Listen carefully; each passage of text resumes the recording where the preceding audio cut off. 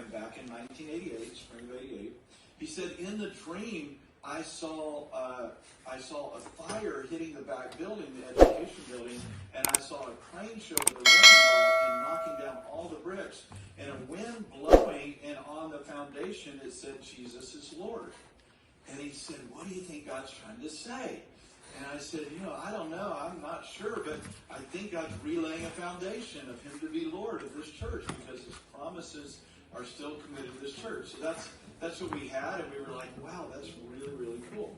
Well, about 36 hours later, at midnight on that Sunday night, I get a call from Mark, and he says, you have to go into the church right now. I can't even tell you. I got to take care of something. Come right now.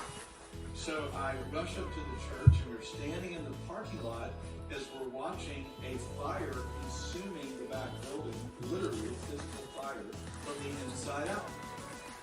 Within a few weeks, what had happened was somehow that night, lightning had struck the building, and the furnace in the bottom, seeing the beauty of God and seeing it restore Highland Baptist. And I just want to make a note here always, we are forever knit together with Highland Baptist and the promises of God and the joy of serving them for so many years. And we just had John Durham, the senior pastor, come and share with our staff. It was just another beautiful moment. There's such a unity between the churches and such a joy because they have and they are in a beautiful growing place, and we should always honor and bless what God is doing. And someone comes from out of town, Washington D.C., and no reference to me in my past, and they said, hey, I just want to share with you a dream that I really know for you. And he said, come on, Maxie, get her. So here's the dream she shares. She says, we are in a 3-story building in the basement, and the furnace catches on fire.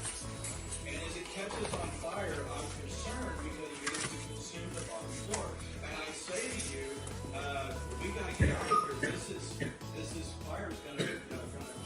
We got to get out of here. And I put my hand on her shoulder and graciously say, it's going to be okay. I've been here. We're going to be just fine.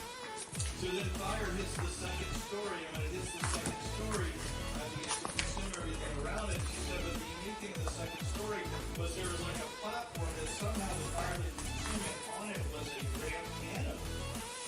And everyone in the room started following, and I said, again, we got to get out of here. And she was with her hand on my shoulder. She said, it's going to be okay. So then all that, but the grand piano remains the worship going up. And then the fire hits the third floor. We go through the same scenario. We got to get out of here. It's falling everywhere. And so we're going to be fine. I've been here before. And then at the third story, the pipes burst, and the water keeps flowing perfectly in the midst of this fire with no pressure. Oh, sorry,